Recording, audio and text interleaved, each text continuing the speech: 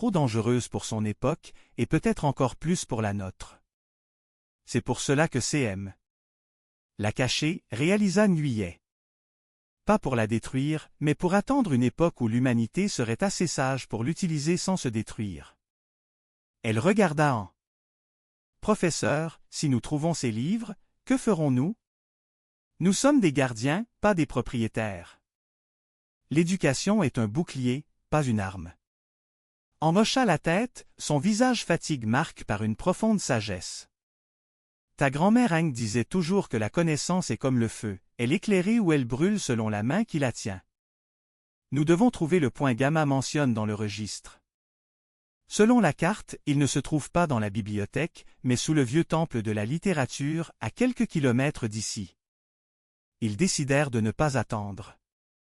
Le badge en lotus, une fois réuni avec le registre, agissait comme une boussole. En le tenant près des pages, une lumière subtile indiquait la direction à suivre. Nguyen se sentait investi d'une mission qui dépassait sa simple curiosité d'archiviste. Elle était devenue le lien entre deux mondes, la garante d'un équilibre fragile. Avant de partir, elle jeta un dernier regard au mur. Les inscriptions semblaient briller légèrement dans l'obscurité. Elle savait que son voyage n'était pas fini. Elle avait ramené la clé, mais elle devait maintenant trouver la porte finale, celle qui ne menait pas vers le passe, mais vers la compréhension profonde de ce que signifie être un humain dans le flux du temps. Le silence de la bibliothèque n'était plus une prison, mais une promesse. Nguyen serra le sac contenant le registre et le badge. « Allons-y, professeur. Hanoï nous attend, et le temps ne s'arrête jamais. » Ils quittèrent le sous-sol, deux silhouettes anonymes portant le secret le plus lourd de l'histoire du Vietnam, prêtes à affronter l'aube d'une nouvelle ère. Chapitre 4, l'équation du chaos, suite. Nguyen regarda le cylindre de bronze dans sa main et le registre sur la table. L'archiviste en elle luttait avec la conspiratrice. Le silence qu'elle chérissait s'était transformé en un compte à rebours. « J'ai un atelier de fortune à l'université, dit An. Nous y allons. Mais Nguyen, tu ne peux plus t'approcher du mur. L'énergie résiduelle de ton passage pourrait être dangereuse.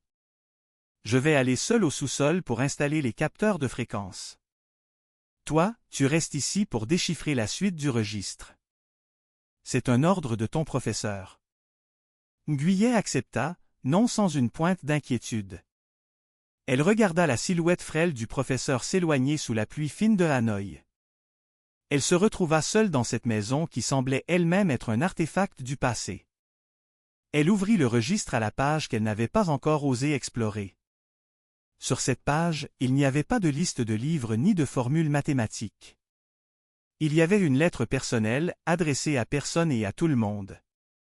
C'était le testament de C.M. Si vous lisez ceci, c'est que le temps a fait son œuvre. La porte numéro 7 n'est pas un jouet, ni un simple moyen de transport. C'est un miroir. Elle montre ce que nous avons perdu et ce que nous pourrions devenir. Le docteur Locke et moi avons découvert que le passé n'est pas mort, il est juste de l'autre côté d'une vibration. Mais attention, celui qui emporte quelque chose du passé change le poids du présent. L'équilibre est fragile comme une aile de papillon. Nguyen frissonna. Elle avait emporté le registre. Elle avait changé le poids de son présent. Est-ce pour cela que la porte refusait de s'ouvrir à nouveau? Avait-elle brisé une loi invisible de la nature? Elle se mit à réfléchir à la notion d'unité. Ce n'était peut-être pas seulement le badge en lotus. C'était peut-être l'intention du gardien. Elle passa le reste de la nuit à noter chaque détail, chaque nom mentionné dans le journal. Elle découvrit que le docteur Locke avait une famille, une petite fille nommée mais qui aimait les fleurs de lotus. Une coïncidence? Les archivistes ne croient pas aux coïncidences. Ils croient aux liens cachés. Chapitre 5, la résonance du cœur. Le lendemain matin, le professeur en revint avec des nouvelles. Ses yeux étaient rougis par le manque de sommeil, mais son enthousiasme était intact. Nguyen, les mesures sont fascinantes. L'horloge à balancier de la bibliothèque n'est pas une horloge ordinaire. Ses engrenages sont faits d'un métal qui absorbe les ondes telluriques. Elle ne marque pas seulement les heures, elle bat au rythme de la Terre. Guyet lui montra ses découvertes sur la famille du docteur Locke. Professeur, et si l'unité perdue n'était pas un objet, mais un lien? Le badge appartenait à ma grand-mère. Elle était liée à cette histoire par le sang. Peut-être que la porte ne s'est ouverte pour moi que parce que je porte cette mémoire. On s'arrêta de manipuler ses câbles. C'est une hypothèse audacieuse, ma petite. Mais la physique a besoin de vecteurs concrets. Ton sang ne peut pas faire vibrer un mur de béton. Cependant, ton badge de lotus contient la matière. Nous allons combiner les deux. J'ai fabriqué un amplificateur portatif en utilisant le cylindre de ta grand-mère. Nous allons l'appeler le cœur de résonance. Ils passèrent la journée dans l'atelier caché du professeur. C'était un travail de précision chirurgicale. Il fallait tailler le bronze, l'ajuster à un circuit électronique moderne sans en corrompre l'essence ancienne. Guyet aidait comme elle le pouvait, ses doigts d'archiviste habitués à manipuler des choses fragiles se révélant très utiles pour souder des fils microscopiques. Pendant qu'il travaillait, on racontait des histoires sur le Hanoï des années 50. Il parlait de la dignité des gens malgré la guerre, de la beauté des rues avant l'arrivée du béton massif. Il enseignait à Guyet que l'histoire n'est pas une suite de dates, mais une suite d'émotions. C'était là sa leçon d'éducation, pour comprendre le passé, il faut d'abord l'aimer. Enfin, l'appareil fut prêt. C'était un boîtier noir, modeste, surmonté d'une petite antenne en forme de pétale de lotus. Nous n'avons qu'une seule chance, avertit An. Si nous forçons la porte et que la fréquence est mauvaise, nous pourrions créer une faille permanente. Guyet hocha la tête. Elle sentait une responsabilité immense peser sur ses épaules. Elle n'était plus la bibliothécaire solitaire. Elle était le pont entre deux mondes. Le soir même, ils se rendirent à la Bibliothèque nationale. Le silence habituel semblait chargé d'électricité. Ils descendirent au sous-sol. L'horloge commença sa lente progression vers 19h. 18h58. On brancha l'appareil. 18h59. Les ventilateurs semblaient s'arrêter de tourner. 19h. La première sonnerie retentit. Grave, profonde. La deuxième. La troisième. Guyet ferma les yeux et visualisa le visage de sa grand-mère, le visage du gardien Luang dans la bruine. La quatrième. La cinquième. Le mur commença à gémir. Un son de basse fréquence qui faisait vibrer les os. La sixième. L'amplificateur de An émit une lueur bleue intense. La septième. Le mur ne fondit pas cette fois. Il se fractura comme une vitre. Une lumière aveuglante jaillit des fissures. Guyet sentit une aspiration puissante. Elle tendit la main vers le professeur, mais il lui fit signe de rester en arrière. « Vas-y, Guyet. C'est ton histoire, pas la mienne. » Elle fit un pas en avant. L'air changea instantanément. L'odeur de la poussière moderne disparut. Elle fut accueillie par une bouffée d'air frais, humide, chargée d'une odeur de jasmin et de fumée de bois. Elle était de retour en 1954. Mais cette fois, ce n'était pas la nuit. C'était l'aube. Une aube grise et calme sur un Hanoï qui s'apprêtait à changer de main. Devant elle, sur le trottoir, se tenait un homme. Ce n'était pas Luang. C'était un homme plus jeune, avec des lunettes rondes et un regard plein de sagesse. « Bonjour, Guyet, dit-il avec un sourire doux. Je suis le docteur Locke. Je t'attendais. » Chapitre 6. La bibliothèque des nuages. Guyet resta pétrifié. L'homme devant elle semblait irradier une tranquillité absolue, malgré l'agitation lointaine des camions militaires et les cris des vendeurs de journaux. Il portait une blouse blanche de laboratoire, un peu froissée, et ses mains étaient hachées d'encre violette. « Comment connaissez-vous mon nom » demanda-t-elle, sa voix se perdant dans le souffle du vent matinal. Le docteur Locke ajusta ses lunettes.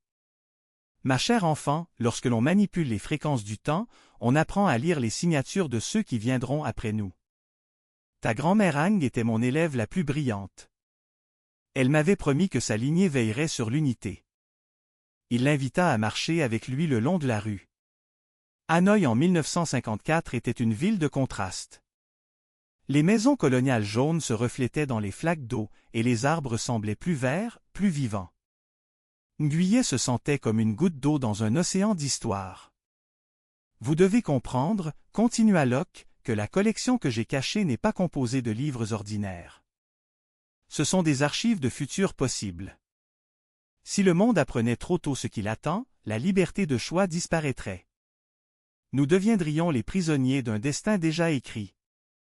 Il s'arrêta devant une petite échoppe de café où l'arôme du grain grillé s'échappait. Il commanda 2 cafés avec un calme olympien, comme s'il n'était pas au milieu d'une transition politique majeure. Nguyen apprit alors la véritable nature de la mission. Le registre qu'elle avait emporté était la clé pour stabiliser les archives dans le présent. Mais pour que cela fonctionne, elle devait laisser quelque chose en échange. Une loi de compensation. Qu'est-ce que je dois laisser? Demanda-t-elle avec une pointe d'inquiétude. Son silence, répondit-il avec un clin d'œil malicieux. L'archiviste doit devenir conteuse. La connaissance ne sert à rien si elle n'est pas partagée avec sagesse. Tu dois utiliser ce que tu apprendras pour éduquer, pour guider, sans jamais révéler la source. Nguyen sourit. Elle comprenait enfin pourquoi sa vie avait été si calme, si centrée sur les livres. C'était une préparation. Soudain, le sol trembla légèrement. La 7e sonnerie de l'autre côté, dans son époque, commençait à s'estomper. Le passage allait se refermer. « Prends ceci, dit le docteur Locke en lui tendant une petite boîte en laque rouge. C'est la graine de lotus originale. Plante-la dans ton jardin. Elle te rappellera que le temps est un cycle, pas une ligne droite. » Nguyen prit la boîte, serra la main du docteur, et courut vers la lumière qui commençait à vaciller au coin de la rue. Elle franchit le seuil au moment même où l'aube de 1954 se transformait en l'obscurité du sous-sol de 2024. Elle se retrouva dans les bras du professeur Han, qui l'attendait avec anxiété. « Tu es revenu » s'écria-t-il. « Regarde le mur. » Le mur de béton était redevenu lisse, mais à la place des micro-fissures, il y avait maintenant une fresque naturelle, la forme d'une fleur de lotus gravée dans la pierre. Nguyen ouvrit la main. La boîte en laque rouge était là. Elle était réelle. Elle regarda le professeur et, pour la première fois de sa vie, elle ne chercha pas le silence. Elle commença à raconter. Elle raconta l'aube, le café, la sagesse du docteur Locke. L'histoire ne faisait que commencer. Chapitre 7, le jardin du devenir. Les semaines qui suivirent furent marquées par une transformation profonde pour Nguyen. Elle ne retourna pas immédiatement à son bureau de la Bibliothèque nationale. Elle prit un congé sabbatique, s'installant dans la maison de sa grand-mère en bordure du lac de l'Ouest. Le silence qu'elle y trouva n'était plus une fuite du monde, mais un espace de création. Elle planta la graine de lotus dans un grand pot en céramique bleue au milieu de la cour. Chaque matin, elle observait la terre avec une patience infinie. Elle savait que cette plante ne suivrait pas les lois de la botanique ordinaire. Elle était une métaphore vivante du temps qu'elle avait traversé. Le professeur en lui rendait visite régulièrement. Il avait apporté avec lui le registre, qu'ils étudiaient désormais sous un angle nouveau. Ce n'était plus un inventaire de trésors matériels, mais un traité d'éthique historique. Ils découvrirent des notes marginales où le docteur Locke expliquait comment la transmission du savoir peut soit libérer, soit asservir une société. Un après-midi de novembre, alors que le vent frais soufflait sur le lac, une première pousse verte perça la surface de l'eau dans le pot. Elle n'était pas seulement verte, elle semblait irradier une lueur dorée très ténue sous le soleil couchant. « Regarde, dit Nguyen à Han. Elle commence à parler. » Le professeur s'ajusta ses lunettes. « C'est incroyable. Elle contient des isotopes stables que nous n'avons jamais vus. On dirait que cette plante est une archive biologique. » C'est à ce moment que Nguyen comprit sa véritable tâche. Elle ne devait pas seulement garder le secret, elle devait le transformer en éducation. Elle commença